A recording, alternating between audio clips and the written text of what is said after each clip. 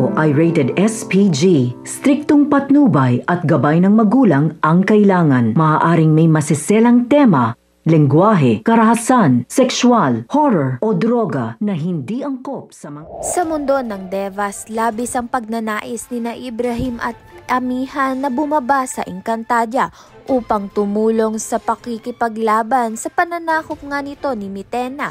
Subalit hindi ito pinahihintulutan ni Bathalang Emre. Sa halip, ipinagkaloob na lamang sa kanila ang kakayahang gabayan si Tera mula sa malayo sa paraang kaya lamang ng mga kaluluwa.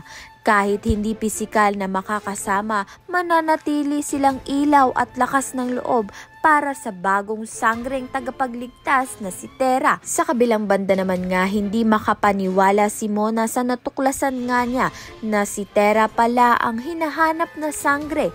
May kakaiba itong kakayahan na hindi niya maipaliwanag at ngayon ay malinaw na kung bakit tila iba si Tera sa lahat.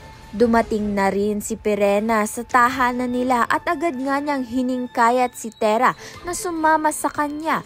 Panahon na raw upang sabay nilang tahakin ang pagbabalik sa Encantadia kung saan naghihintay ang tunay na hamon.